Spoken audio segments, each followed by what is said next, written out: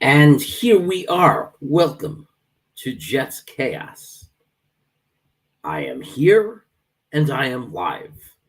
And we will be back to talk about the question: is Robert Saleh on the hot seat?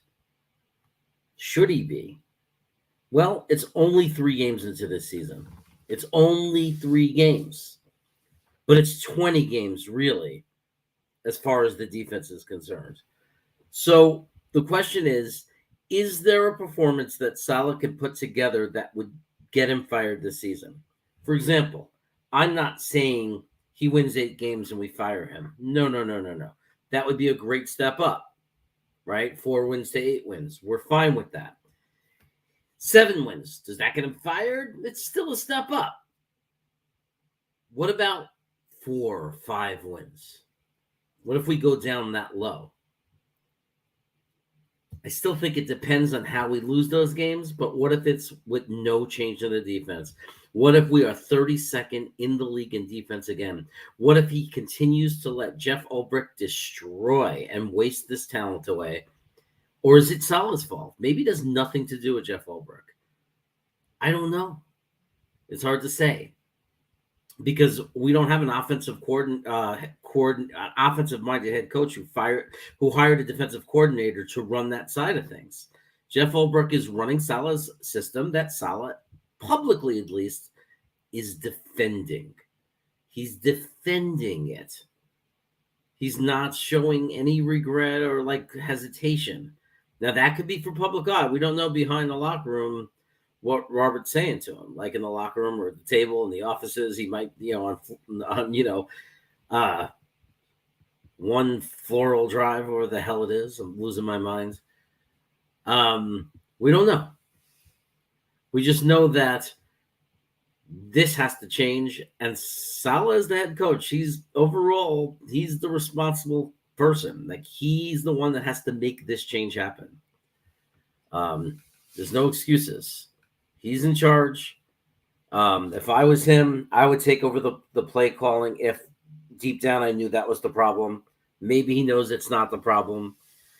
I would be less stubborn and be willing to change at some point. I don't know how you could keep just going out there and standing there staring with your mouth hung open, not understanding why your scheme's not working. Maybe it's because you took your best player, Quinton Williams, and you decided that 33% of the time he shouldn't be on the field. Something to do with it. Maybe because you're not keeping your best players on the field for defense. Maybe we don't have the ton of depth of a defense that could afford to take their best players off for a third of the game. Maybe Nate Shepard shouldn't be in there. Nate Shepard? Why not move JFM in the middle and get Nate Shepard on the inactive list and let Bryce Huff play, or Mims, or Adderley, or anybody but freaking Nathan Shepard? We all know he stinks, and yet there he is. We all know that Ty Johnson can't catch an 8-yard pass, and every week there he is. Where's the accountability? We have the worst free safety in the NFL. And why do I get the feeling that when I turn on my TV on Sunday and they put up the starting lineup for the Jets, LaMarcus Joyner's going to be in the game? Where is the accountability? How bad can you play? How dumb of a penalty can you commit for how long before this coach puts you on the bench? Why was Ashton Davis and Will Parks given a roster spot? Why? You're telling me that we're so bad at that position, the depth is so bad, that the only way they could come in for LaMarcus Joyner is if he gets hurt? Then why didn't you address safety? Why didn't you get more than just Whitehead if you felt that they were so bad that even if you had the worst defensive player in the NFL, which LaMarcus Joyner is, playing the position, you're still not going to bench him? Ashton Davis is not that bad. We were complaining about Ashton Davis. Ashton Davis looks like Ed Reed compared to this garbage. He's absolutely horrendous. Horrendous. He does not have the right to be on that field. Denzel Mims came out of college. He was a second-round pick for us. He had a bad year. He had some bad games. And what did they do? They benched him for DC Montgomery and Tariq Black. Oh, we got a coaching staff that doesn't fool around. They put Mims in the doghouse. Obviously, he was doing some things wrong. He had some penalties. Whatever reason, they didn't like him. But then we found out, no. That doesn't count if you're Saleh's friends. I don't know. Maybe Ty Johnson does Robert Saleh's laundry. Maybe LaMarcus Joyner brings him his coffee every morning. Maybe Nathan Shepard shines his shoes. Somebody explain to me why Quinnen Williams would ever be sitting on the bench watching Nathan Shepard play. I understand they have to sit out some plays. Does Darnold for the Rams sit out a third of the game? Doesn't seem to affect him.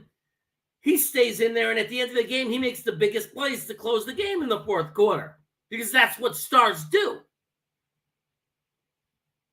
I don't want to hear about, they get tired. Then make sure you have a good conditioning program. Because I don't see other teams' defensive linemen getting tired. I don't see Myles Garrett coming out for a third of the snaps. And even though he seems to not do that, at the end of the game, he's in getting sacks. So you explain to me why we have to be the only team in the NFL that takes our best players out of the game a third of the time. Without the lead, where we're losing. Somebody explain that to me. Does this coach want a job? Because if I was a head coach and the world was looking at me and I was 4-13 last year and my defense couldn't stop an egg from breaking, if that makes any sense, I would put my best players in. I would admit that I'm an idiot and I'm wrong. Rotation. Nathan Shepard, Solomon, who are these guys to be in over Quinnen Williams? Put JFM on the inside. Put JJ on the outside because he contains the run. Put Lawson on the other side. Activate Huff. Bring him in on third down if you want to pass rush to play opposite of Carl Lawson. Michael Clemens could come in and rotate with JFM while you keep Quinnen in and spell some Quinnen Williams and JFM. A three-man rotation like every other team. And that three-man rotation is not equal. Quinnen plays 85-90% of the snaps, and then you break it up between JFM and Clemens the way you want. That's it. Sheldon Rankins and Shepard and Thomas, they're backups. They are backups, not rotational players. You don't put them in the game. We waited too long for this nonsense, this joke. It's like a nightmare. We go from Adam Gase to a coach who's going to keep our talent on the sideline? What the hell? I don't even know how these players aren't rebelling completely. How are they not asking for trades, every single one of them? These guys want to win, and you're playing stupid games with them. You're sitting the wrong people. It doesn't make any sense.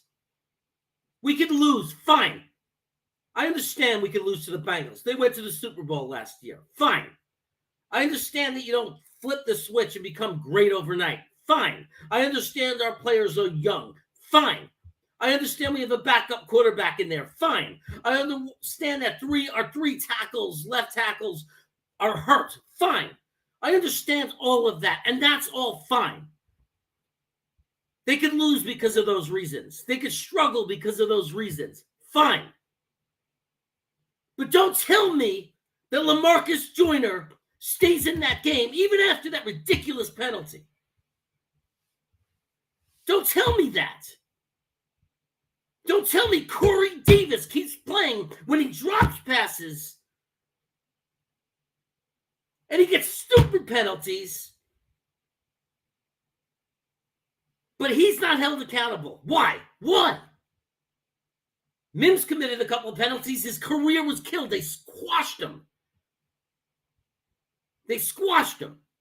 They lied to him and told him he had a chance to make the team. He came out in that exhibition game and he lit it up. He played with all his heart. And they got Jeff Smith, a proven nobody. A guy who for 4 years has done nothing. And then you have a second-round pick that's 6'3" and runs a 4.3, who had a great rookie year, a great college career, struggled his second year, and he's done. He's accountable. I could live with the Mims being accountable and being inactive if they were fair and did it to all the other players who deserve it. Ty Johnson killed the game for us last year. 3 drop passes in a row on 3 drives. Killed us. Then he comes back in game 1 of this season and drops another one. And then another. He can't catch. Why is he on this team? Because Ty Johnson did a single good thing for this team this year. A single good thing.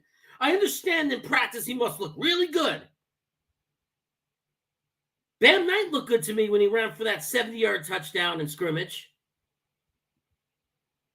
I don't understand why certain guys are held accountable and certain guys aren't.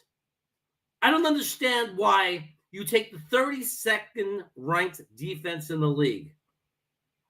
You take the worst player on that defense, LaMarcus Joyner. You take the worst player. They got Sauce Gardner and G.J. Reed playing like fire, and the opposing quarterbacks against the Jets this season and even last season is about 150. Right? So if their quarterback ratings are 150, yet you have good cornerbacks, and their quarterback has a quarterback rating that's Hall of Fame worthy. You look at the safeties, right? Well, one of them, not that he shouldn't be better, and not that I'm in love with how Whitehead's doing, but he's not even supposed to be or wasn't brought in to be the pass defending guy. That was the guy, LaMarcus Joyner. He is arguably, it's not unreasonable, and it's not an exaggeration, and it's not an embellishment to call him the worst defensive player in the NFL. It is not wrong to say that. It's debatable. People can send me players who you think is worse, and we can put them on a list. But it's debatable. It's not unreasonable. You can't say it's ridiculous. How bad does it get?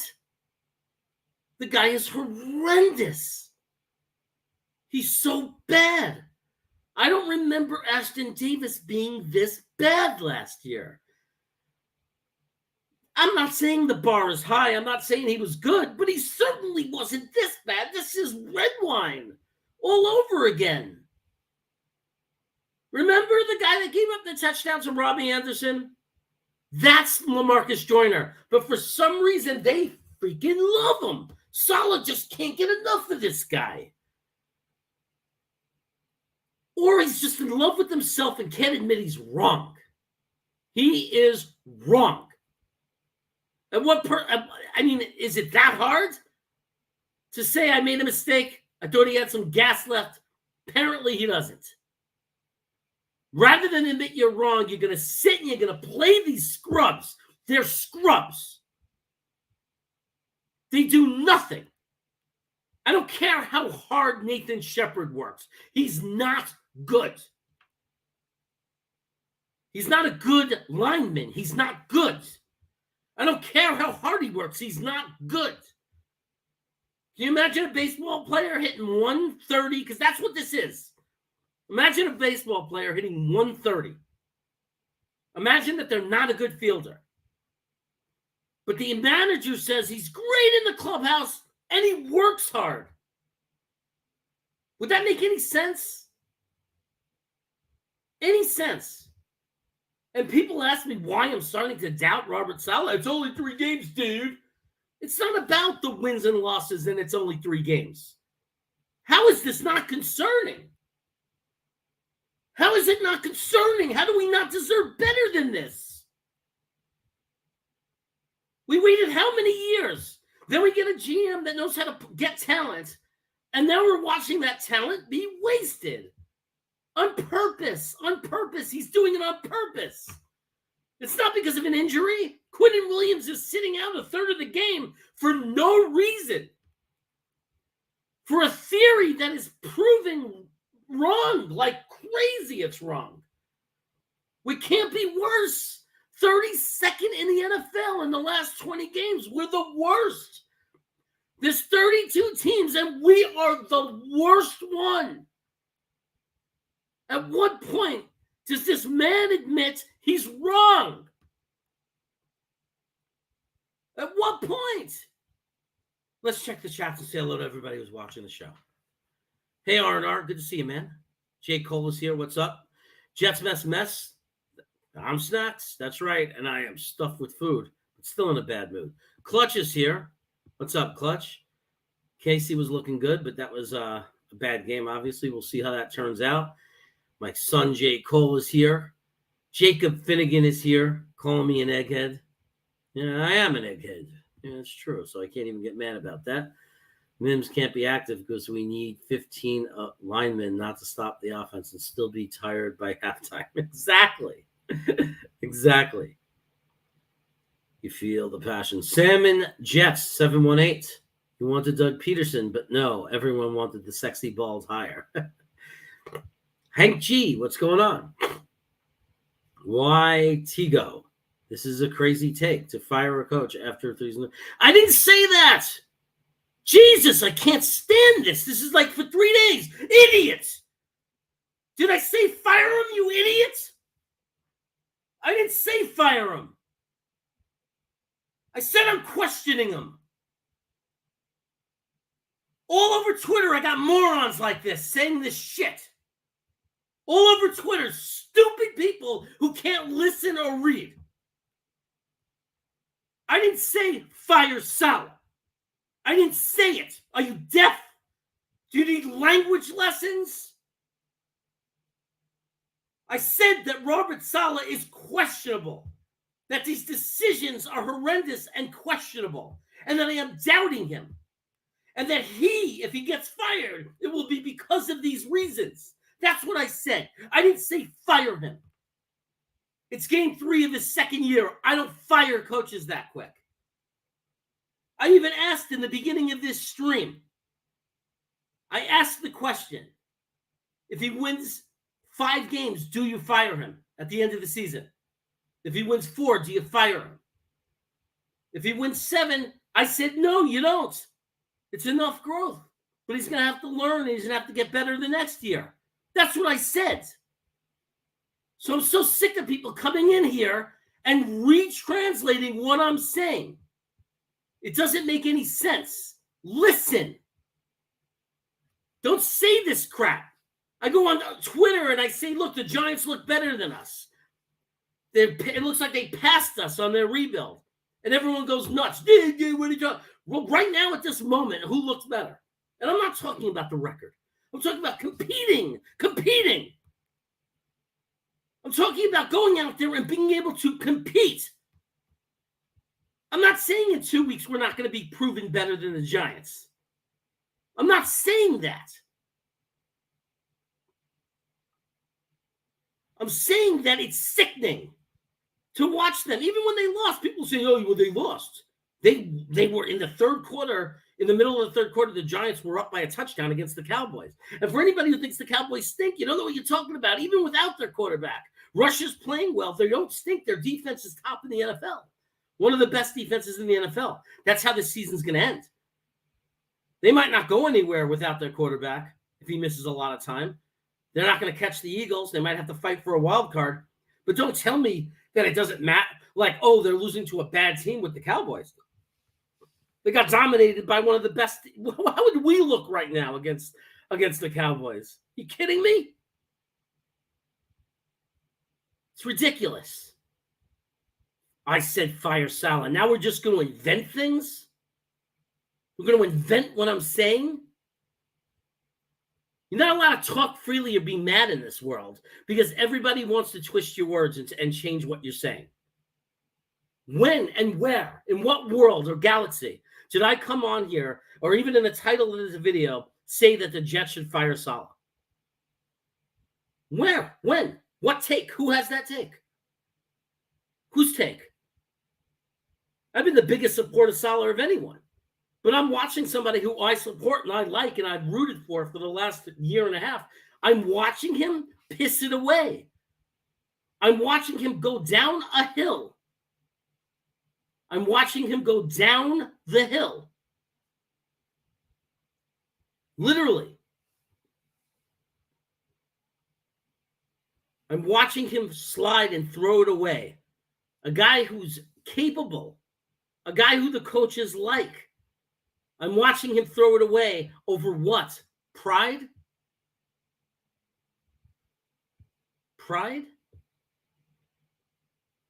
Is that what it is? Is he not watching the same game as we are? Does he not look at the tape? Where's the accountability? Where's the leadership? Where is it? Why was he able to do it with Mims? But he can't do it with anyone else. Why? I just want to know why. I'm not saying it's going to change the outcome of the game. Who's active, who's not active. But my God, go down with your best team. Go down fighting with your best team. People bought tickets. They want to see the best players. We don't want to look up when we're watching the game and see Quinnen on the sideline. We don't. We don't. Get a better trainer. Get somebody who knows how to condition people. Okay? These kids are in their 20s. They can play a full football game. Can you imagine what the old-time players would say if they heard that we want to limit their snaps so they stay fresh? Look, if you have 7 amazing defensive linemen, then fine. Are we saying that there's so much parity in our defensive line that we shouldn't play the best ones? Is that really what we're saying? Because that's what it sounds like. It sounds like we're saying that they're close enough in skill level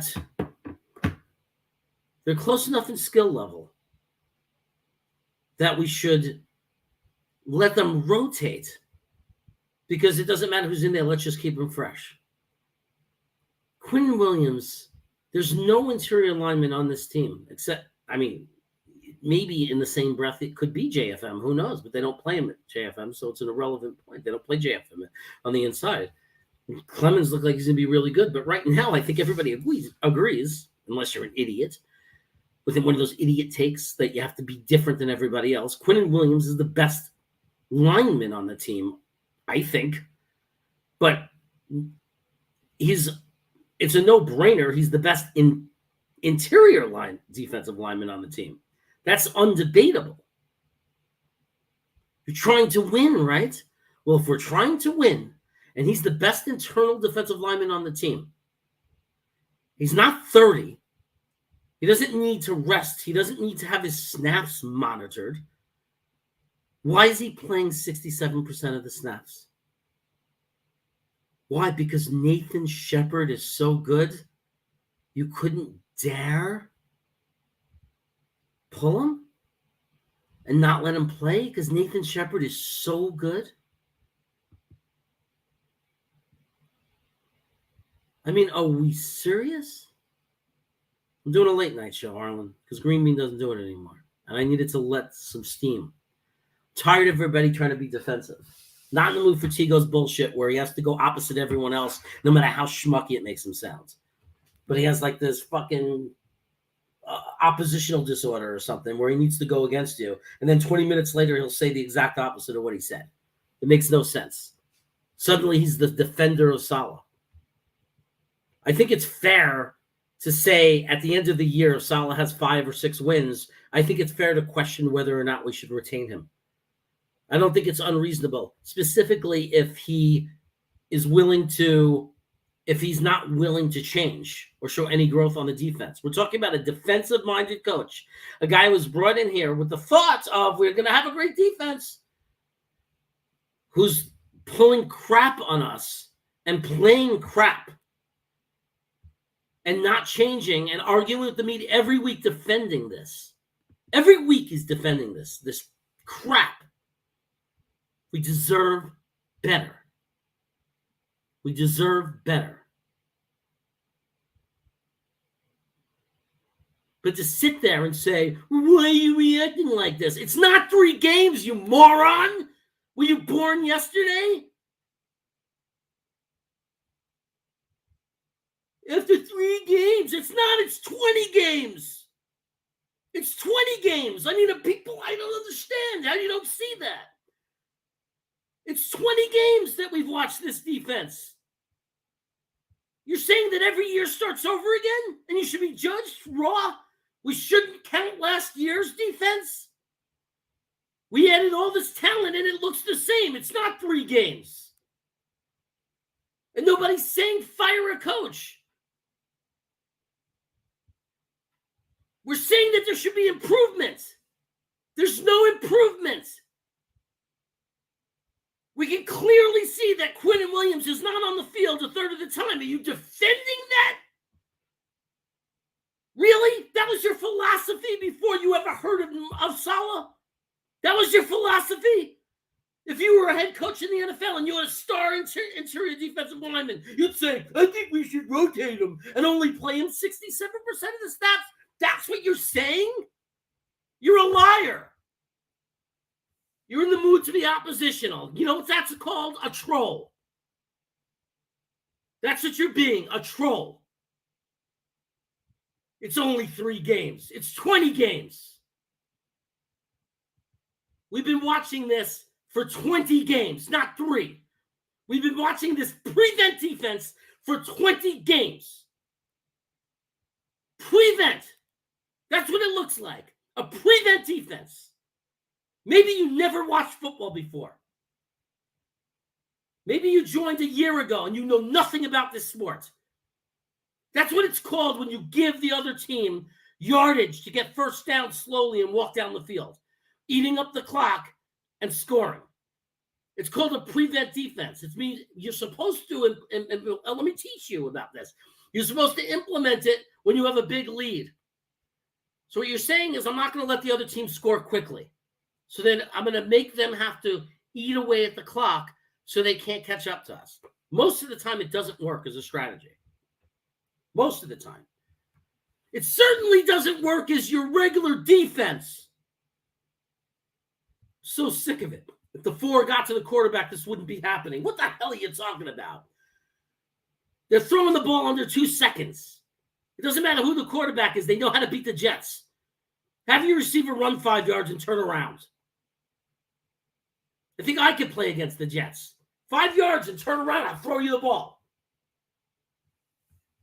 I don't know if I can catch the snap if I'm in the shotgun now. That would be the hard part. I mean, nobody said fire them right now. I got people say, it's amazing. Right? Yeah. You got to go to the end of the season. And if you win, if he gets 7, 8 wins, if he pulls that off, you hope that he improves on these things. And then he has 1 more year and he's got to win 10, right? He's got to win 10, 11 games. If he wins 7 again and he didn't change it, then he gets fired. Not unreasonable. I don't want to have to start over. I don't want to fire Saleh. I want him to learn. I want him to learn like everybody else. I want him to learn. It's simple. Admit you're wrong. See that the players you're rotating in are not effective. Admit you're wrong. Admit that you need Quinnen Williams in there. Admit that you need Carl Lawson in there. And for anybody who doesn't think Carl Lawson is doing well, he's doing well. He's leading the NFL in pressures. He's doing fine. Maybe if him and Quinnen were in there all the time, we'd see more results. JJ, too, he's doing fine. Containing the edge, helping us stop the run. He's doing more than you could ever expect or ask of a rookie. The pass rush is the easy part at the end of the road, the end of the line. It's hard to find an edge who can potentially be a great pass rusher who's containing the edge and doing a good job in the running game. We're talking about a complete defensive lineman when we talk about JJ. He's coming along fine. I'm happy with him. That's the amazing thing. How could we be as bad as we were last year when we could see that we have so much more talent than we had last year? And let me tell you something. I'm the first one to say that I hope that this year it's only the first 3 games. I'm not saying it's going to be like that on Sunday against Pittsburgh. I'm not saying it's going to be like that against Miami. I'm not saying it's going to be like that against Denver and Green Bay and whoever comes, New England, whoever comes after that. I'm not. I'm a normal fan that's hoping that it gets better. But right now, I'm reacting to Sunday. Right now, I'm reacting to the 3 weeks that we just had to watch. That's what I'm reacting to. I'm not going to sit there and say it's only 3 games. Should Saleh say that? It's only 3 games. You're saying that coaches don't look at tape? Coaches don't look at what went wrong and look at tape? I'm yelling that my coach should look at the tape and learn and understand what's working and what is not working.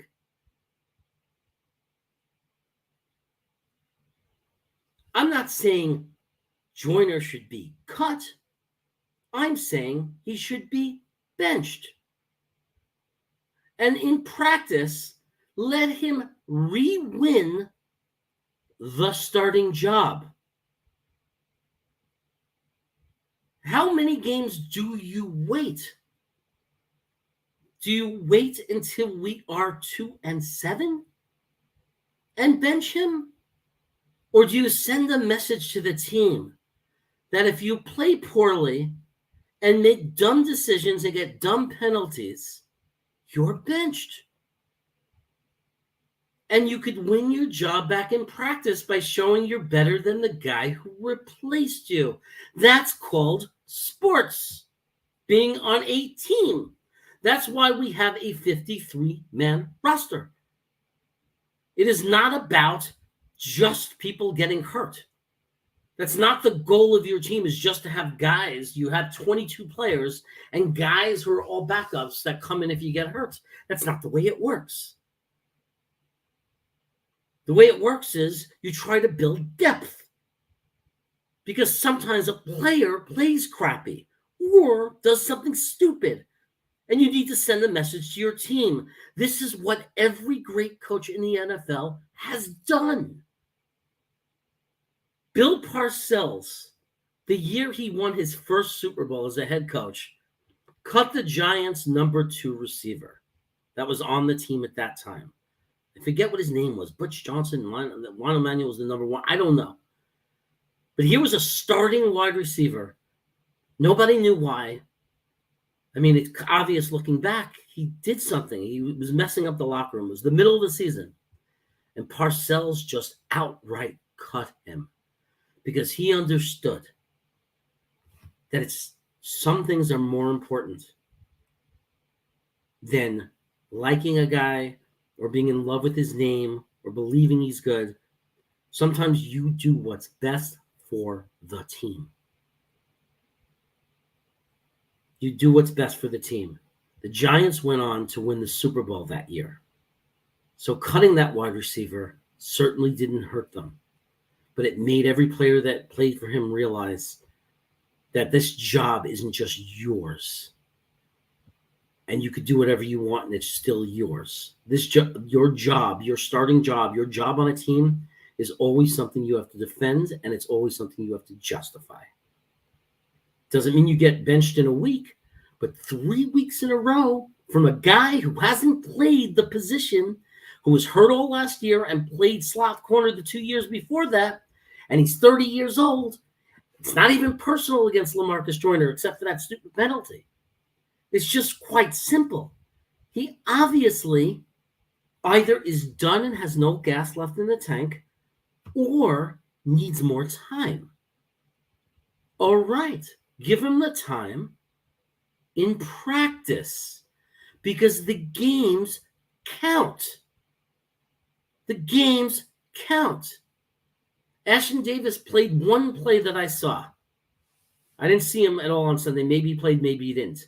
But he played 2 weeks ago or 2 games ago against Cleveland. He played one play and he got an interception. You could say it had nothing to do with his skill, nothing to do with. But I don't see LaMarcus Joyner doing that. I see LaMarcus Joyner in the wrong place at the wrong time. So I have to assume that LaMarcus Joyner would not have been where Ashton Davis was if he had his assignment. I don't even know if LaMarcus Joyner may have been in on that play also. But if he had the exact same assignment of Ashton Davis, would he have even been there? And this is what I'm saying, Twisted. This is what I'm saying. I could handle a losing record this year with a rebuilding team. But the team has to look competent. I understand that some rebuilds take longer, but competent. It's like Jet fans accept this. They think it's normal to be incompetent. I don't care if some of them are rookies. They're football players. They've been playing their whole life. It's football. It's a game. Competent. You have to look competent, and it's not the offense. So that's not an excuse. I'm talking about the defense. The defense is not competent. When you just watch a team walk down on the field with you 2 games in a row, both teams, and score touchdowns. It can't be. We can't go on like this. It's got to stop. And the problem is, it doesn't seem like he's doing anything, and the talent is there. So there's no reason for it. It's not like, oh, be patient. Wait till we get the right players. What do you mean, be patient? I'm sorry, but there are other coaches that would do more with these players. Talent-wise, it's not that bad. We're putting in the weak links. We're leaving Joyner in there. We're putting Nate Shepard in there. We're putting those weak links in there. We're putting freaking Ty Johnson in there. That's us. We decided to keep Connor McDermott on this roster and not find something better.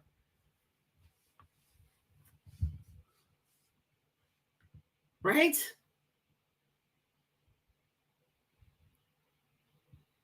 I'm not saying that the Giants are better than us. I'm saying that they're competent. Even if Wilson comes in, Shady, it doesn't matter. Our defense is not confident. It has nothing to do with Wilson. Our defense is not competent. It's not acceptable. We're 32nd. We're the worst. 32 out of 32. We had one way to go. How can you not improve one spot? One spot. Getting Sauce Gardner, DJ Reed, even that is not enough to go up one spot. How can you sit there and say it has something to do with the quarterback? I don't care who the quarterback is. I'm not complaining about the offense. I'm complaining about the defense. You can't put your offense in a position where they literally have to score every time with a backup quarterback and injured tackles. The defense has to help. So we can get lucky and hit our playmakers once in a while. Even with bad protection. We got guys like Garrett Wilson if he's healthy and Elijah. Right? Because there are some times we might be able to get open. Now, Zach is certainly going to be able to buy more time. Right? He's not a statue. Right? He's going to be able to run out and he's going to be able to buy some more time, and that's great. Right? And maybe help us with the problems we have in the offensive line. Forget about the Giants. Okay, I used the wrong team. It was so stupid. I want to hear anybody deny this. What about the Jacksonville Jaguars, who beat the team that crushed us last year, Indianapolis, 24-0? Or did Indianapolis score at the end? I don't know. But they dominated them and they crushed them. So Jacksonville crushed Indianapolis. Then they went and they crushed San Diego. LA Chargers. Who said the LA Chargers were going to not be good this year? Everyone thought they were going to be good, right? So are you going to tell me that Jacksonville right now doesn't look better than us? I'm not talking about the end of the year now. I'm not. So people got to stop putting words in my mouth. I am saying, are you going to sit there and tell me that right now the Jacksonville Jaguars do not look better than the New York Jets after beating the LA Chargers and after beating the Indianapolis Colts? And what did they do? They bought these rented players. We were laughing at them.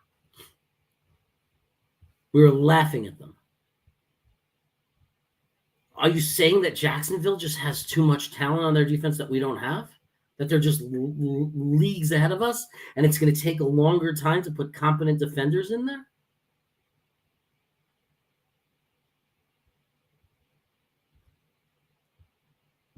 And again, if we beat Pittsburgh and we're 2-2, that's great. I'm thrilled with that. That's what I want. We still have to win 7 games this year, though. 7. Not 2. 7 to 8. We have to be competent. But now, look, I want to so bad say we should beat the Steelers. Of course I do. On paper, I could fight like crazy to say, even with a backup tackle, even with an incompetent McDermott, we could help them out with some tight ends. We could chip the edge with our running backs. When you look at the injuries of the Steelers right now and who's playing quarterback and how they look, I would fight to the death to say, on paper, we should beat them.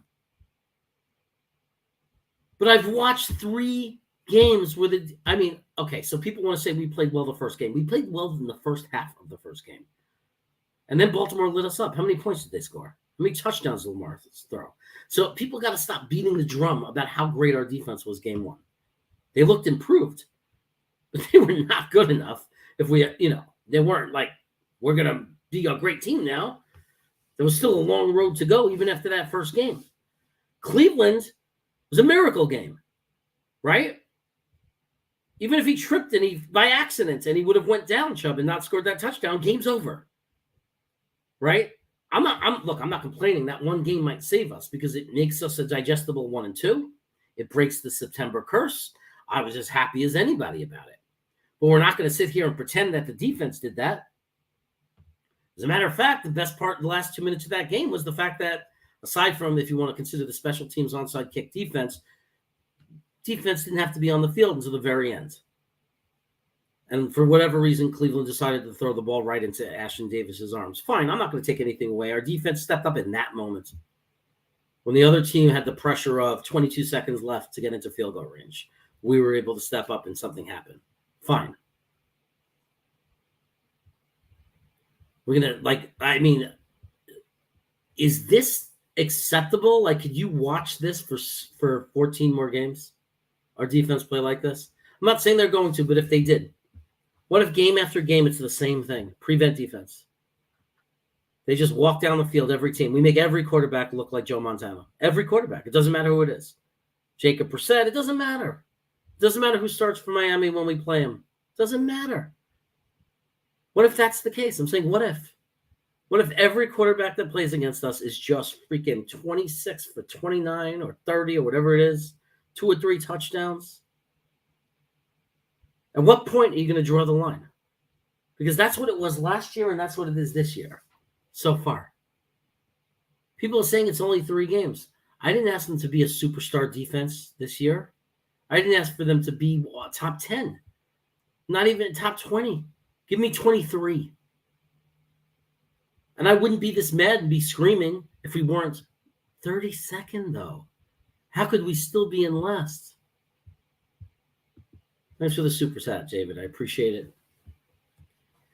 Tired of learning we would have signed up for 1-2 and 2-2 in preseason. I didn't sign up for a miracle win and 2 The 3 blowouts. Yeah, I mean, that's a good point, and that's what I'm saying, right? That miracle win, we got to remember that we didn't beat the Browns. Like, we didn't outplay them for a full football game. Okay? It was disgusting at the end. When Chubb scored that touchdown, that last drive, our defense laid down. It was just all ugly. There's very little to take away from that game except the last 2 minutes we delivered and we executed, and I loved it. And there's very few people who like Saleh as much as I do. I've been defending this man since we hired him. There were people who didn't like him from the beginning. There were people that were complaining about him last year. And I said, just wait and just wait. Just give the guy a chance. He took over a horrible team, horrible roster. I have defended him. I have defended him. I have defended him.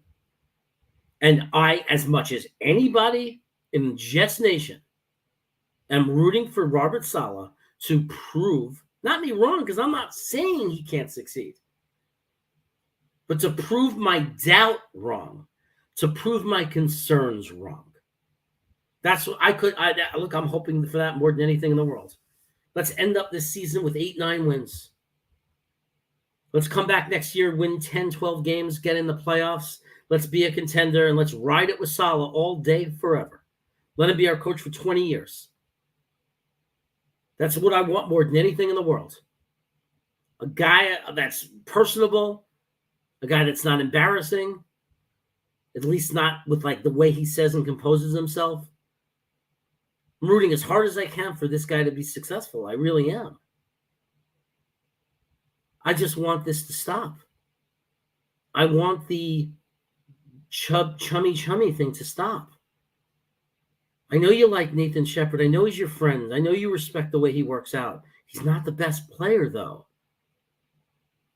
There's better players to put on our roster. Or if he is, he's a backup guy. He shouldn't be playing. How can we have all these good defensive linemen and he's playing? How is Shepard playing? How is it possible?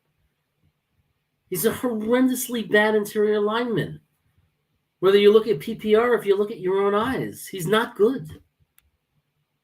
It's just not good, guys. Even Rankins will make the occasional play. It's just not good, man. It's not good enough. Thanks for the super chat, David. I appreciate it.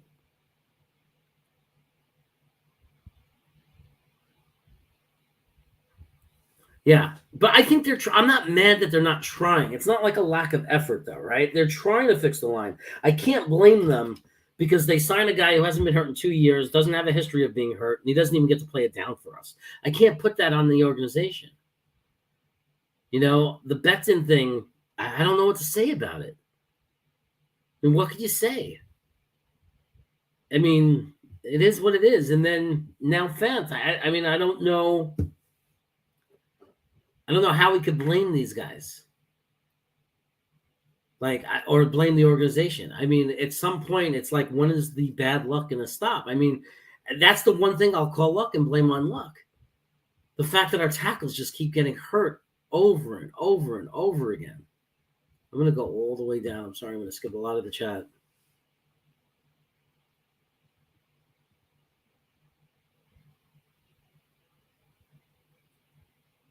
Now, look, one of the things that could really turn this around for us is Zach Wilson could come in and be amazing. It's possible. I'm not saying it's going to happen because I've learned something since last year. I've learned that as much as you love a player and as much talent you think he has at quarterback, a lot of things have to go right. A lot of things need to happen. So you can't expect, it's not fair to say Zach Wilson should throw, 8 touchdowns to every one intercept, whatever, all these high expectations. The reasonable expectation is that he improves and he grows and he shows flashes and he's, becomes a great, a good to great quarterback someday. That's what we're hoping. But there's a possibility because it's happened before in the NFL. Where a guy goes through his rookie year, Mahomes didn't even play. He came out a star right away. But a guy having a full year, full offseason, it's not impossible that Zach Wilson comes out and lights it up. It's not impossible. There's all kinds of different potential things that could happen. He can come back and take a step and be a little bit better. He can come back and be the same as last year, or even worse. He can come back, and this counts too. He can come back and, oh my God, be incredible. I want to say everybody puts so much emphasis on that one preseason interception he threw before he got hurt. Let go of that one bad moment and think about the last 2 weeks before that in camp. Zach Wilson looked really good. He was throwing it to all different receivers. You didn't hear about favorite target. He was throwing it everywhere. He looked good. There were times where the only incompletions he had were off the hands of receivers. So not that it was the perfect throws. I'm not blaming the receivers only, but that there were no bad passes. That's the kind of practices he was having. Okay, everyone in practice during a camp is going to have some bad days. You're going to throw some picks. There's this, there's that. Your scrimmages, you're going to have tough moments. But he was stacking some really awesome practices. And I believe very strongly that Zach Wilson has a very special arm talent and that his escapability in the pocket is elite. That's how I feel. I might get proven wrong. Now, I know that's not enough. On top of all that talent, he has to grow mentally, right? Like IQ. Oh, my dog up here? What's up, buddy? His football IQ has to increase. He has to be able to process. He has to be able to slow the game down. All those things that are so hard to read and predict. All those things that there's tons of talented quarterbacks who have went nowhere. Guys with amazing arms, guys, it doesn't matter if you don't have that mental piece. If you don't have that football intelligence, not going to get you anywhere. So you have to have that. So if he does have it, though, if he slides, if he is able to slow the game down and utilize that talent, there's a possibility that he's going to be very, very special. Yeah, we definitely have to stop throwing the ball 50 times, but Trin, we have to be in the game. You fall down by a certain amount of points because your defense can't stop anyone. You're going to be behind, and then you're forced to throw. We need to establish a run game. I agree 100%, but we also need to stop them from scoring and not be trailing. I mean, that's the key thing, right? So, yeah, I don't know. He's so young, though, Trin. I would worry that he's injury prone. If I'm worried about that now a little bit, and I'd worry even more. But there are guys that are injury prone, like Phil Simms was banged up for his first few years, and then he went on to have a non-injury prone career. So Zach is still young enough that he might not end up with Zach is still young enough that he might not have an injury prone year, even if he got hurt one more time. I mean, let's just knock on wood and hope it doesn't happen, especially to the same knee. But hey, guys, hold on 1 second. I'm going to play some video for you because I got to run down and I got to get I got to let my dog, is going to shit in the house. Don't not be Thibodeau. And here it comes. It's about to come in. Oh, my God. They didn't. They took Sauce Gardner. Oh, my God. They don't want an edge. Maybe he likes Jermaine Johnson at 10. Then we're not going to get a wide receiver? Garrett Wilson, wide receiver. Oh, my God. No edge. Who's sitting there just The Jets traded up. The Jets traded up. Are we taking JJ? Are we taking JJ? Because I know Braden is in New Zealand saying, we should get 9, Mike. He's definitely saying that. JJ! We got Johnson! We got Johnson at 26! We got Johnson at 26! This is great! Yes! They took Roger McCreary. They didn't take Dean. We traded up. We can get the Kobe Dean. We can get the Kobe Dean. It really is. They took Breece Hall. That was my happier days. Happier times. The draft. It always is.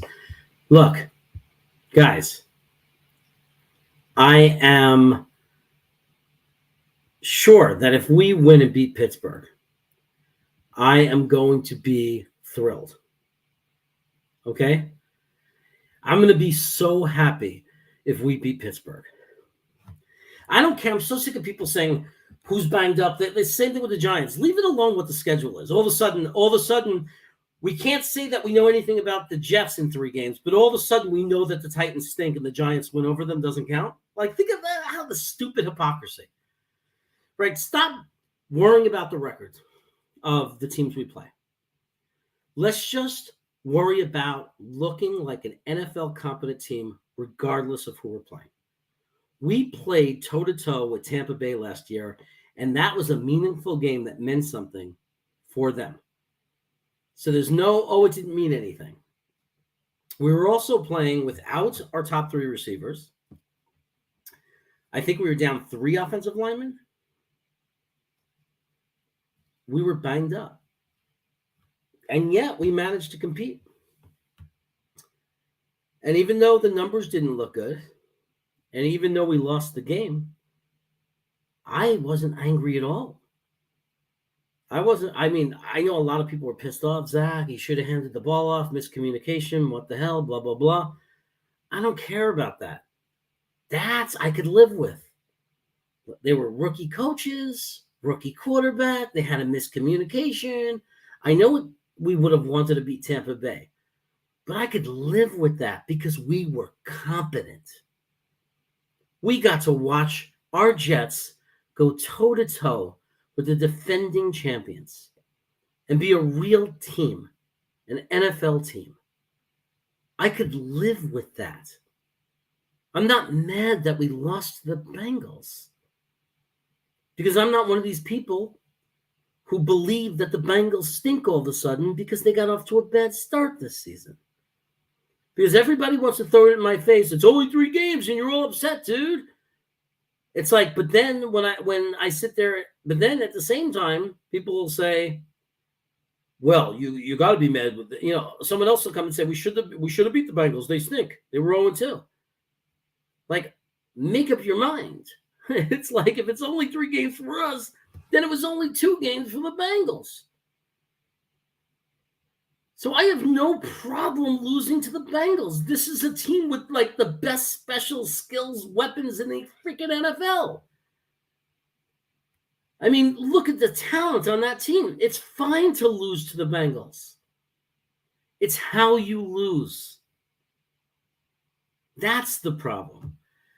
If we would have pressed and played hard on defense and they would have beaten us because they have Jamal Chase and Boyd, and they have these great receivers, and these receivers would have just beaten us at times, and our offense would have been dominated because we had a backup quarterback and down to our 4th left tackle.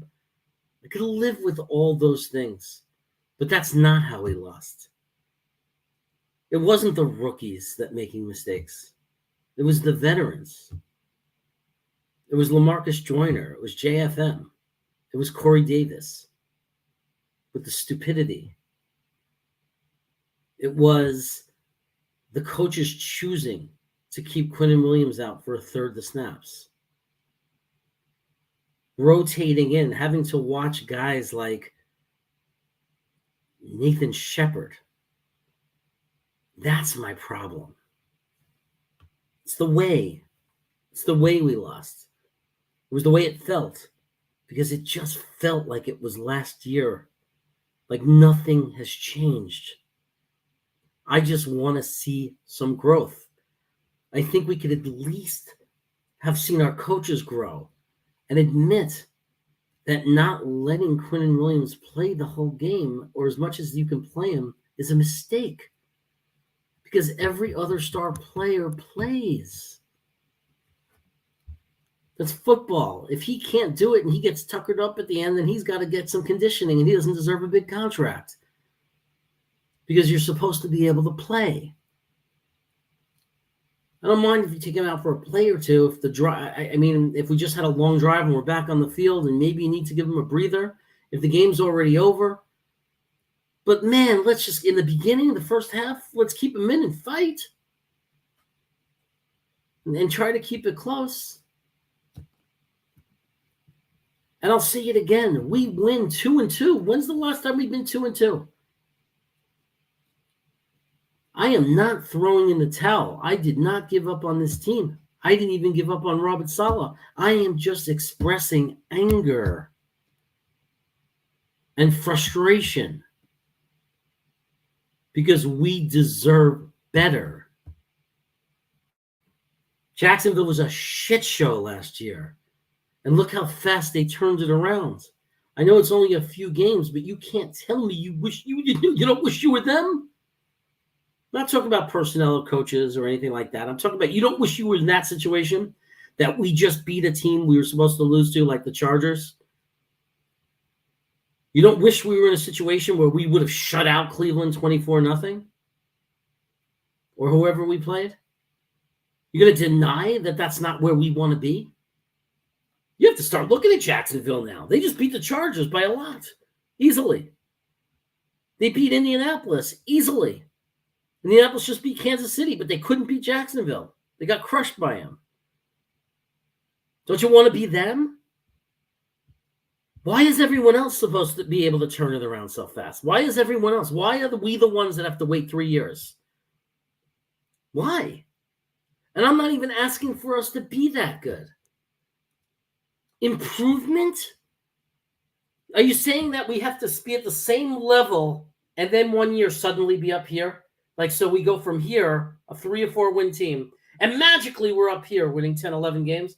Are you saying that's not how it works? Why aren't we getting better? Why did we come out of the gate just like last year? In this, not offensively, with the offensive line, because that's injury, and some of our offensive line are playing well. I'm talking about the defense. The defense is so bad.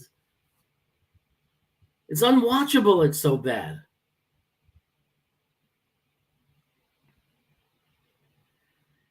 Yeah, I know the things that Saleh is saying now, it's getting scary. Because now he is starting to get embarrassing. This is a coach that for the first over a year wasn't doing anything to be embarrassing, in my opinion. And now he's starting to be getting a little embarrassing. I don't even mind the receipts thing. I don't even care about the receipts thing. I feel the same way as him because I believe in this team. I feel the same way. I can't wait to throw the receipts in people's face. I can't wait. Do you know how much shit I've taken in 40 years and in the last 8, 10 years? I can't wait. Believe me, I'm collecting receipts. And as much as I hope it's Saleh, I know one thing. We have talent on this roster. And it's going to turn around. It's a matter of, is it Saleh that's going to turn it around? Or are we going to have to wait longer, suffer longer, and find someone new? But we're not going to not turn this around.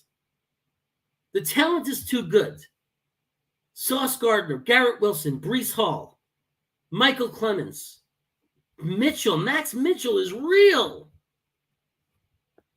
He's playing better. I don't know if this is true. I got to check 100% sure because I don't want to believe it just because I read it. But I read it on Twitter. Someone claims, but it sounds reasonable enough. They're standing by it. Maybe someone watches Frankie. Maybe Frankie has given these numbers. But someone is saying that Max Mitchell is outplaying at this moment both Icky and Neal. Now, I don't know if that's completely true. I hope it is.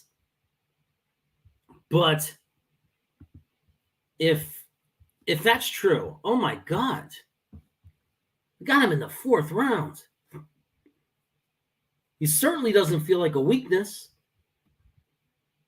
I mean, I'm no expert in and I'm not watching play-by-play and analyzing how Max Mitchell is playing. But I could watch a game and I could see that it doesn't feel like the problem is Max Mitchell. I mean, yeah, he get beat on a couple of plays. Yeah, Myles Garrett's gonna, Clowney lined up against you. You know, you're gonna get beat. That's fine. Because I'm not gonna call every offensive lineman in the NFL that gives up a sack to Myles Garrett trash. Right? You can't do that. That means every one of Watt's sacks last year and those 22 sacks or whatever, you're going to say all the defensive linemen that were responsible for him are trash? You know, Mitchell's a rookie in his first 3 games. I don't expect him to be able to block Myles Garrett the entire game. Of course he's going to get beat. It's a 4th round pick, right? We can't sit there and hope and have any – you can't with a straight face say – we expect you to play the whole game and be an all-pro. Yeah, Tigo, you did get that one right. But the kid is good. The kid is good. Good enough that we might really be in the position that when Dwayne Brown comes back, he's going to play left tackle. And when Fant comes back, he's going to have to beat out Dwayne Brown for that spot. And right tackle might be done. We might be dealing with a situation where we have our right tackle for the next 10 years. Like, this might be it. We might never have to worry about tackle again. Because very rarely have I ever seen a rookie after 3 games not get better. Very rare in the NFL. It's like incredibly rare. In the NFL, if you look at a tackle his first 3 games of his career, and then look at him with, forget about injuries or anything weird. I'm talking about in general. The major percentage of the time. If you look at that same tackle, let's say even 10 games later, a year later, 2 years later, 3 years later, they're going to be much better than they were their first 3 games. I mean, AVT is the perfect example at guard. Look how much better AVT is at guard than he was last year right now and how well he's playing. And imagine or think about, like, this is not a fluke. Mitchell is doing this. It wasn't just a game where he came in for an injured guy for a half and held up. This is 3 games against 3 real defenses. These are 3 real games. These are the Baltimore Ravens, the stacked Cleveland Browns, the Cincinnati Bengals who went to the Super Bowl last year. This is real. This is very real. And there's so many good things. And that's what's even more frustrating. How could we have all these good things? And we're 1-2 and could go 2-2. We have all this goodness. But it's just this one thing that's hanging over our head, and that's we're watching teams walk down the field on us. And we have to know as fans, because I've seen it too many times, it's going to come to bite us, right? Because we're not playing Pittsburgh every week. What is Miami going to do to us with Tyreek Hill and Waddle and that Gesicki guy? They're putting up major points. They're lighting people up. And we're seeing that even if we put Sauce and DJ Reed, even if we slow down those 2 receivers, the cost is that we have no competency anywhere else to stop the other players, and they just throw to the other players. So it's just, I want to see some evidence that the defense is getting better so we could dare to dream that we could eventually be really good. Because, yeah, maybe we can get some wins. Maybe we could beat a team like Pittsburgh, who's banged up right now. Maybe that can happen. But we have to play well on defense against a good team. Like, not just 1 week in Pittsburgh, but we have to take the next step. We have to leave those first 3 games behind us. Can we agree on that? When you say, oh, it's just 3 games, if you're one of the people saying, it's only 3 games, dude, okay. Do you agree that we can't continue to be what we were the first 3 games? Unless you have like the Rams offense from 2000, you can't do it. We're not going to go anywhere. You have to play defense in the NFL. You have to play defense in the NFL, and that's the problem, Trin. And Trin, by the way, I was doing a show last week for a radio show, so I couldn't thank you for the super chat. So I wanted to thank you now. Thank you so much for that super chat that you gave me. And Nick Shine. Look, I know there's a very solid chance that Sauce and DJ Reed can hold those guys and to a respectable, respectably. Contain them enough. It's not my concern. That hasn't been the issue with this defense. That wasn't a defense. It wasn't even last year. The concern is everything else. The screen passes. They're going to screen like crazy against us. I don't know how you don't. I would screen every play until they stopped it. Wouldn't you? I don't even know what. I think other teams are stupid. Like, what are they doing? Just screen. Screen until we stop it. Screen until we stop it. I don't understand. It's like it reminds me of Seattle Super Bowl that they gave away. You know why they gave that Super Bowl away? Because New England could not stop Lynch. Watch the tape. They couldn't do it. Their hands were on their hips. They were exhausted. Maybe that's why Saleh looked at that and said, oh, we're going to do rotation. There's an answer for that.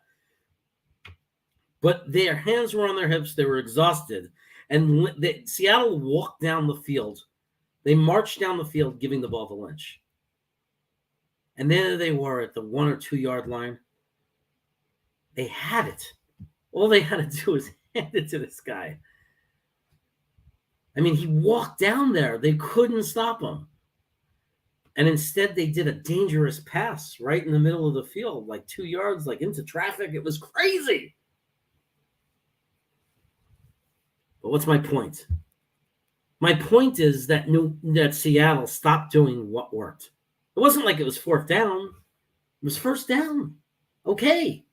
If they stop Lynch, then you can think of a pass play. But you overthought it. Oh, we'll surprise him by passing now. That's overthinking. Make the other team prove they can stop something. But if you're the Jets, from our perspective, learn how to stop it. Watch tape of every NFL team that stops the screen. Watch every play where the screen pass doesn't work. Identify the skills that are required. Train your players. Figure it out. Stop the screen. It's got to stop. Never experienced this as a fan. I mean, really, never experienced it. Not like this. Not when it's the same thing.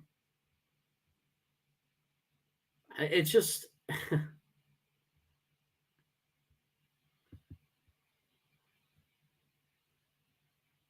I don't even know if the, Larry, it's frustrating. Morris, I don't even know that the time of possession was that bad. I don't think it was that bad in the Baltimore game. I got to look. I remembered that I was surprised that it wasn't bad. And I think the time of possession is not bad because I think what's happening is they're actually scoring pretty quickly against us. So we are getting the ball back. And because we're taking sacks and doing this and that, maybe we are and plus we take a long time to call our plays. We don't play a lot of quick huddle. I don't know. It doesn't seem as bad the time of possession. That doesn't seem to be the problem. The main problem with the team, reason we're losing games, right? If you had to name one number one problem, I'm not even talking about blaming what part of the team. I'm saying scenario is obviously 3rd down when we're on defense. We cannot get off the field.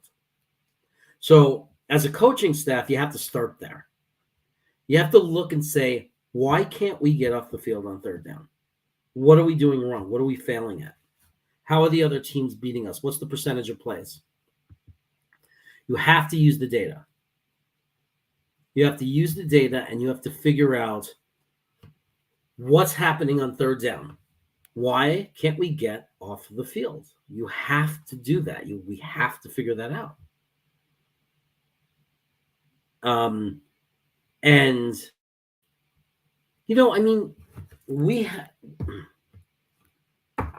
want to. I like all the picks we made,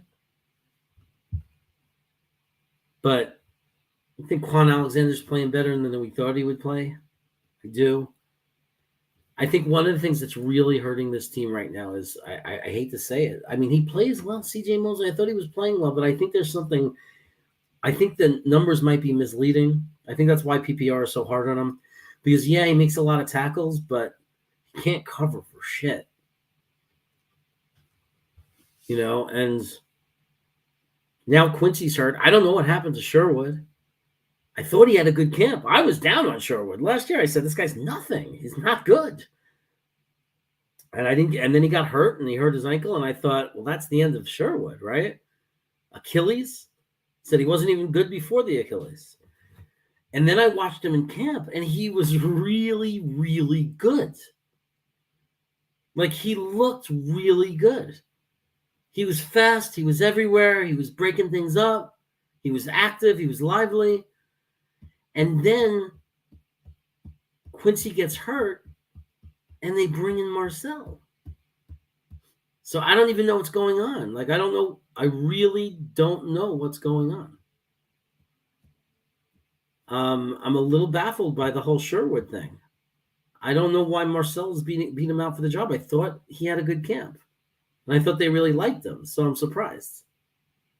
So I don't know what's happening there. I'd love it if anybody knows, let me know. If anybody knows something, did they say anything? Because I'm confused about the Sherwood thing. No idea what's going on there. Would love to know. But I just don't feel like we're using our best players. I mean, that's an angering thing. No improvement in our defense. Seems like we're shooting ourselves in our foot. And I'm not talking about the mistakes. I'm talking about the coaches. I'm talking about not putting your best players in there. It feels like we're doing it to ourselves. I feel like, what do you expect? We're not a good enough team to say, oh, we're going to beat you with our backup players. I don't think we're good enough to do that. I think we have to have our best 4 defensive linemen in there as much as possible, and then give them whatever the average in the league is, what every other team does. Maybe after 100 years of football, maybe this is a formula of what every team normally does. Maybe that formula is the formula for a reason. Maybe it's already been determined how long a defensive lineman, how many snaps they should get. Maybe there's enough data and evidence to show that it didn't need to be fixed. J. Cole, you made me a dumpling? Man, is there a way to dry ice it and send it out here to Sacramento? It's cooling off over here, so maybe you can keep it. If it stays frozen, then I could throw it in the boiling water, and I'll cook it with some, what would you mix it with? You know what I like to mix the dumpling with?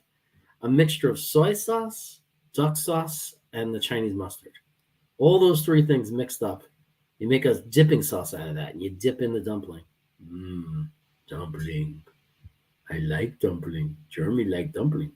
Cheer Jeremy up by promising him dumpling. Am I the only one that's pissed about these things, by the way? Like, I wonder. Am I the only one that's pissed about it? And again, preseason, I would have taken 1 and 2. Understand that. Oh, shit, we're close, man. Yeah, Reno. I almost feel like driving out there. That was my last stop. When we moved here and drove across the country, we stopped in Reno to go to the bathroom. We were going to stay in a hotel, and then I said, you know what, I'll leg out the last 2 hours. But Reno to me I think it's probably the easiest drive. Just jump on the 80, drive to Reno, find a sports book and place my sports bets or something, because we can't do FanDuel in California. But wow, you're in Reno, man? That's cool. Not far from Tahoe, right? That's much preached. The Steelers a must win. I don't know. I mean, we didn't, in our predictions, we didn't say it was a must win but now that I'm seeing how good Detroit looks and how, like, Detroit looks much better than we thought. And Minnesota and even Seattle's playing better than I thought. And then you look at Jacksonville and how they're playing. What we thought was going to be an easy end of the year, and it could change by the end of the year, that it might be very different. It's only been 3 games, but those teams are all looking really good, and they're all looking better than we are right now. Now everyone's, people are going to jump on me and say, you're right, it's only 3 games, and you're saying Detroit and Jacksonville are better than us. No, I'm not. I'm saying they look better right now, and they do look better right now. That's not an arguable, that's not an argument. It's not a debate. They look better right now. If things don't change, those are going to be very difficult, challenging games. So I'm starting to think, because the back end of our schedule is not as easy as I thought it was going to be, and because Miami is not going to be what people thought it was going to be. Everybody, we're going to beat Miami. We're going to split Miami. No doubt, we're going to split Miami. Miami looks pretty good. So I'm going to say it's obviously mathematically not a must-win, but I think for our Jets, and I'm not going to say a must-win. It's just a really important win, Melvin. It's just a really important one. It would mean so much. Yeah, exactly, man. It's just it doesn't look. It's just, you know what I mean when I say it's not a must win, because technically, who knows? We can turn it around. Like we could turn it around. This could something could happen, so we can spark. We can start playing better. Zach gets into a rhythm. Things happen, right? We saw Miami last year rattle off like 8-9 wins in a row.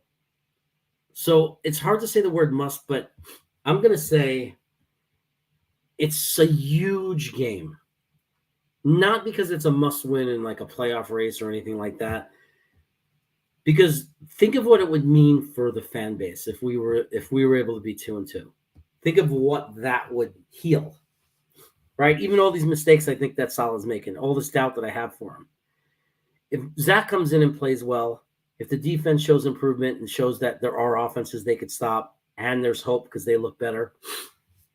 I mean, which are the things that would have to happen for us to win, right? To beat another NFL team. You just have to think about how huge that would be. Like 1-3, 2-2. Like think about the difference in that and how that feels to be 2-2.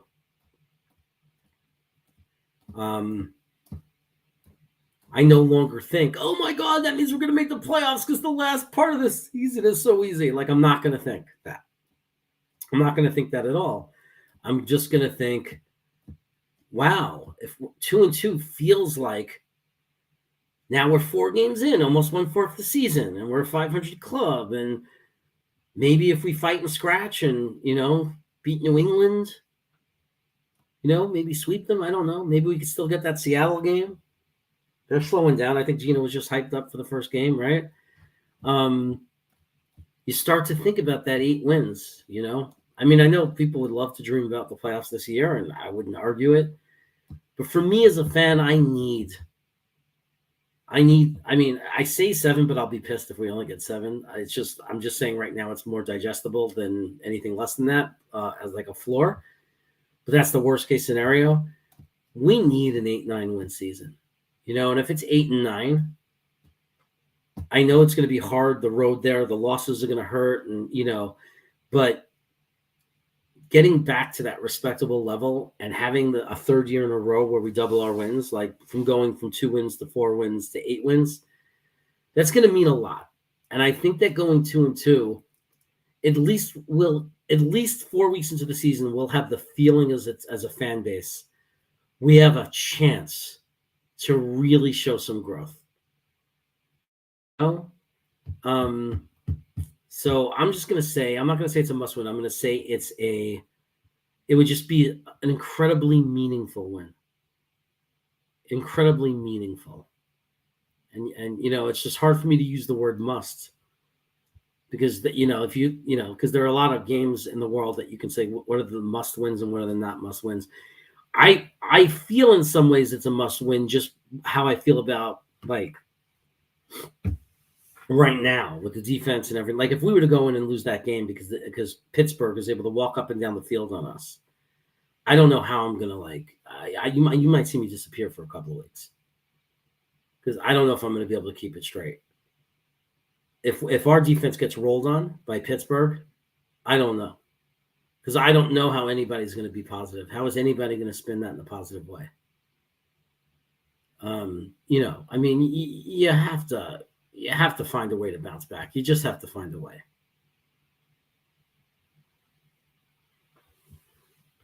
Yeah. So here's Charles Xavier. I see him. It's funny that he would show himself because he was the guy that was saying, Flacco, Flacco, Flacco, Flacco. How do you like him now, buddy? You still want him to play over Zach? Oh, that was the only thing I had to smile about. I remembered. Oh, that dude in the chat that kept saying that Flacco should be our starting quarterback. Look at that. We got some information. Time of possession. New Yorkers are ranked 18th with an average top of 29. Yeah, I don't mind that. That's not bad. I mean, that's fine. That's an improvement from last year, right? So, new sub. Well, welcome to the channel, my friend. I appreciate that, brother. I hope you like the content. You caught me on a weird day, man. I'm usually a really happy, laid back, fun, crazy, loony kind of guy. I usually eat pizza and celebrate. I've just kind of snapped, my friend. I've snapped. I'm not feeling very good because I I'm just tired. I'm 51 years old. I've been watching this team for a little over 40 years, and I'm tired. I don't know how to say it other way. There's no other way I could say it than that. I'm just tired. I'm tired that I can't argue this point right now. Doesn't mean that part of me doesn't believe that we could not be awful really soon. It doesn't. I know this season's young, but at this moment, I can't argue this. I just can't. I could argue if Charles said there's no talent. I could argue that there's talent, but team is different than talent. Team. You can have a lot of talents and a bad team. We all know that. So we need to prove that we're a good team. Thank you for welcoming Melvin. Melvin, let us know where you're from. Oh, wait a second. Was Melvin the one that said he's from Reno? Or is that... No, that was Trin. That's from Reno. I hope that they're not that bad, Ronnie. It's amazing because it's like as angry as I am, as frustrated as I am, I know deep down we're not that bad. I do. Because I know that it doesn't make any sense. It makes no sense. Robert Saleh was a great defensive coach for so long. The whole league knows it. LaFleur is a good offensive coordinator. He's a good young one. He's going to make mistakes. He's young, but he's showing that he's good. He's creative. We have talent. Like real talent. Like it's not an exaggeration. Like we have real talent. Sauce Gardner is real. He's for real. Both Michael Carters are for real. Clemens is for real. Quinton Williams is for real. Like these are real guys. But it's like Tigo said, man, maybe it's the linebackers. You know, maybe the linebackers and the safeties are bad. I mean, how could you do it if you have two lines of the defense that are weak? Maybe that's the whole problem. Great cornerbacks, good stars on the defensive line, good capable players on the defensive line. But, I mean, it feels like C.J. Mosley was playing better, though. It feels like Quan Alexander's not that bad, but maybe we need better than not that bad. Maybe we need some stars. I don't know. It's very winnable. It's incredibly, incredibly winnable. Yeah, that's what it's all about, potential. But look, and when I'm saying we don't have to just be a playoff team overnight. I just want them to show improvements. Like, you know, like improvement. I don't want to look like last year. We can't feel like last year. We have to take a step up from last year. That's why I'm upset. But it is a very winnable game. There's a lot of guys out for them. They have no quarterback. It's not the same Steelers, but they do have a great coach. They have a very good coach. I don't know that the offensive line is trash. I don't see. I mean, I just think that they have a better than average center. They have two really good guards. They have a young rookie tackle who's doing really well. Now, even though he's doing really well, yes, he's not what he's going to be, and he's not obviously going to dominate the league. He's a rookie. He was a fourth-round pick, but he is a great spark for the team. Like, it's an exciting thing that we drafted an offensive tackle in the fourth round, and it looks like he might be a very solid starter in the NFL. I mean, he's already solid, and he's just a rookie in his first few games.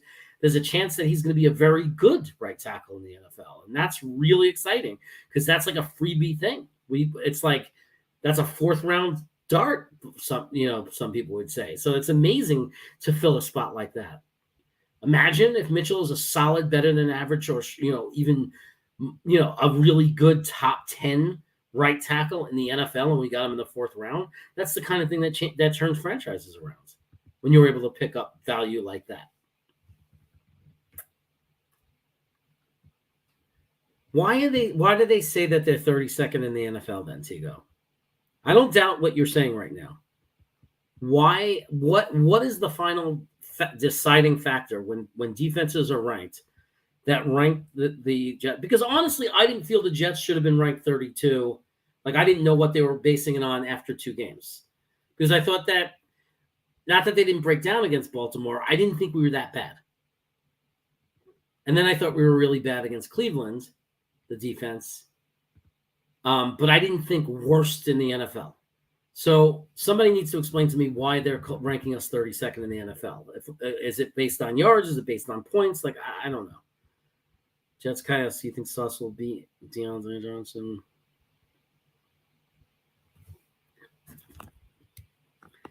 I don't know, man. The thing about zone defense is you're letting the offense decide what the matchups are. Yeah. Well, we signed 2 guys, Melvin. We signed 2 guys. Let's hope that 2 veterans, tons of experience. We just need them to. I hear rumors that Dwayne Brown might be back by the Miami game. At least he's eligible to come back. So let's just hope that he comes back, and it's only one more game. And we can somehow pull the game. I don't care how we win this game. Let's just steal this game. Let's get to 2-2. Let's celebrate. Let's go absolutely berserk and crazy. Get to 2-2, and then if Dwayne Brown comes back, then we could start feeling a lot better. Let's hope that helps. We're ranked 16th with yards per play allowed on defense at 5.5 yards. Okay.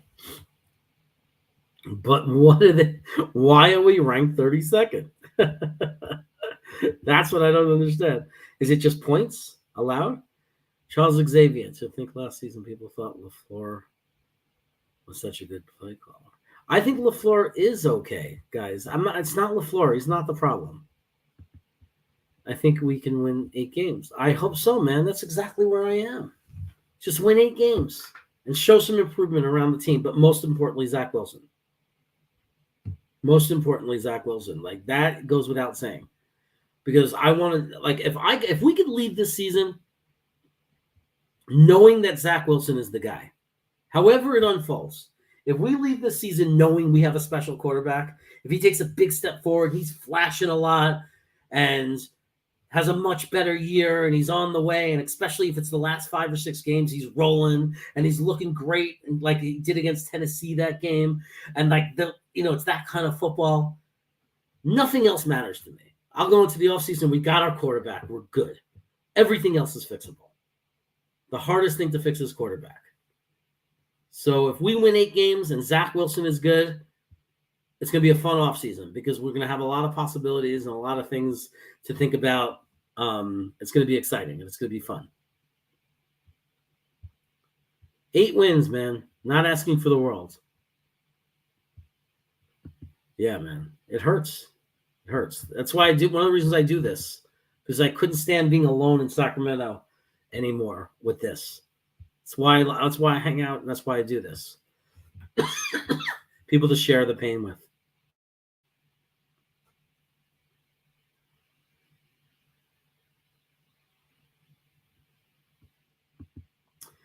Yeah, my problem, Tigo, is I think we could be a lot better if we could just get off the field on 3rd down. That's my biggest frustration. Why can't we get off the field? It's so frustrating. It's an opinion? I got to find that out because Frankie doesn't typically say things like we're the 32nd ranked and Green Bean. The guys like that don't say those kind of things if it's just an opinion. It's being based on something. But I understand that you could argue that the way they base those rankings are wrong. Like, I understand that opinion to say, I don't agree that it's points, or I don't agree that this is what, it's okay to say total yards allowed. Like, it's okay to say I like the average out, total yards around, points, like, you know what I mean? Like,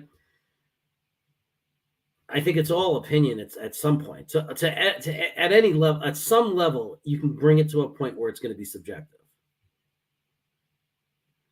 Yeah, man, I'm so tired of the zone. I mean, I'm tired of our guys. I feel so bad for Sauce Gardner.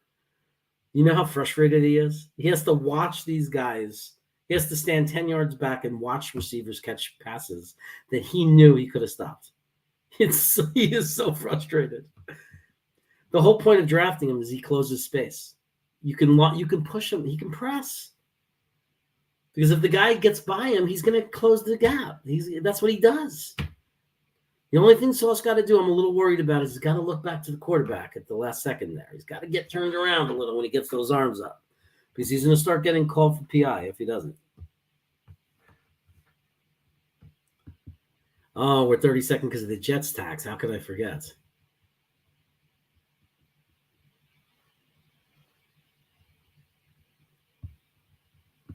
Yeah, it's the first drive kind of thing. Like, even if we get, because the first thing I said to, the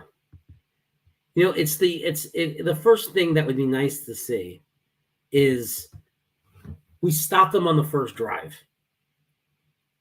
Like, wouldn't that be something if we could stop the other team on the first drive and just be average on third down? Like if they have 10 third down plays, like the first 10 attempts to convert on third down, whatever the league averages, and not they get it 10 out of 10 times or 9 out of 10 times.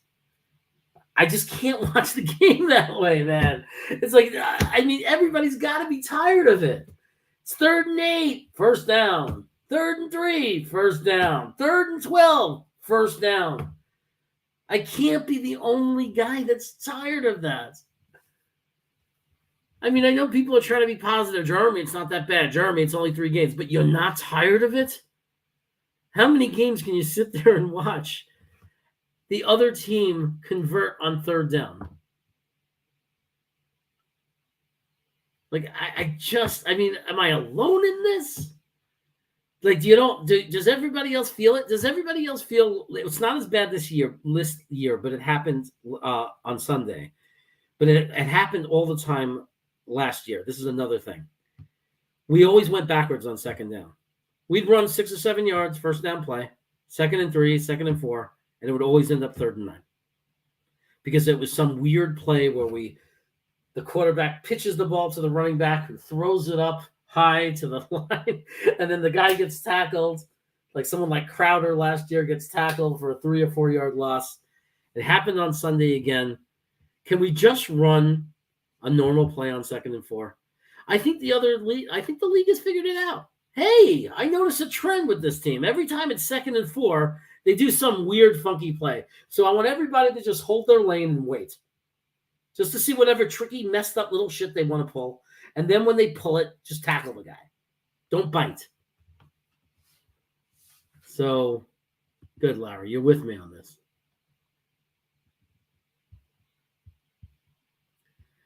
We're all tired of it. How many times are we going to bother saying the obvious? Well, until Saleh finds a way to do something about it.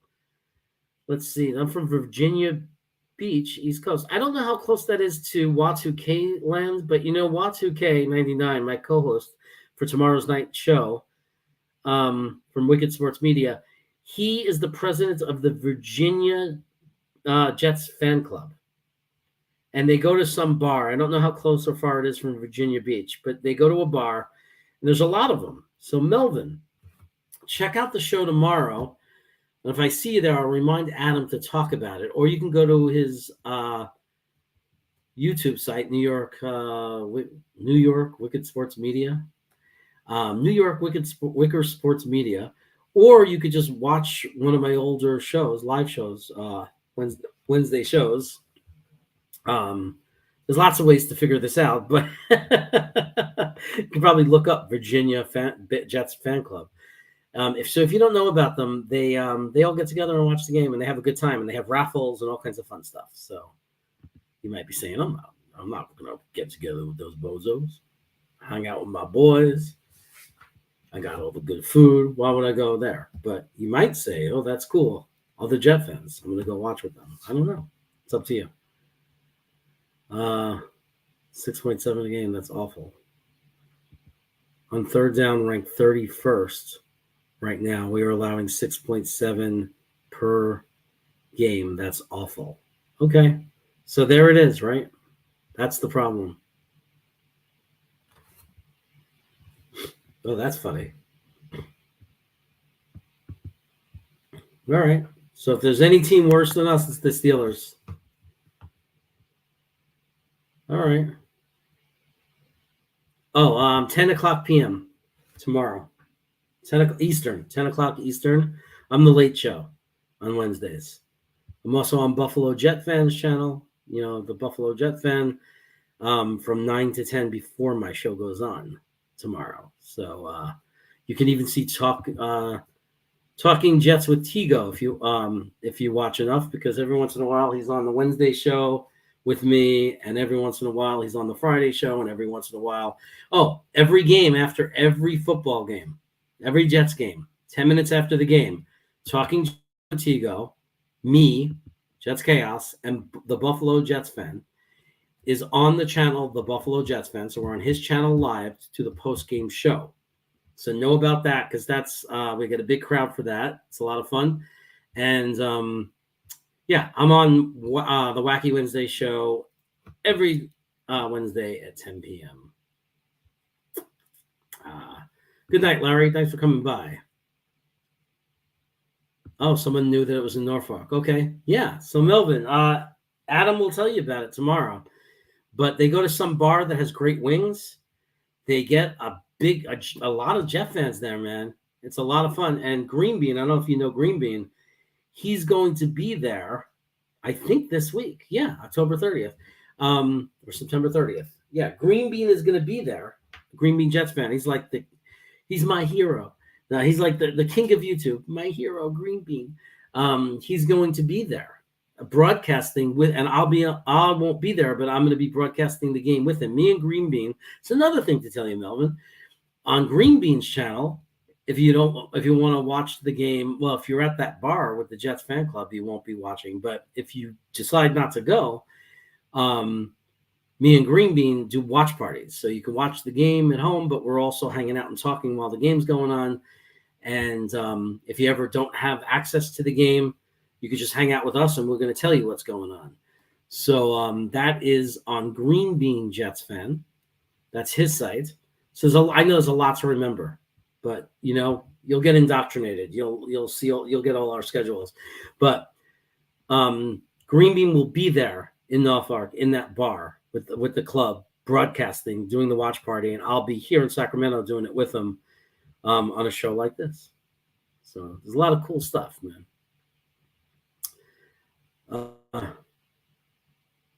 Does the bar you got? I don't know if the bar he goes to has good strippers, but I just know they have good wings. So, yeah, it's always fun when we win. If you want to have fun, go to Green Bean Jets fans channel, Melvin, and look for the video for the reaction video to the Cleveland game. And you're going to see me and Green Bean. It's like the last 2 minutes of the game, all the big plays and how we reacted.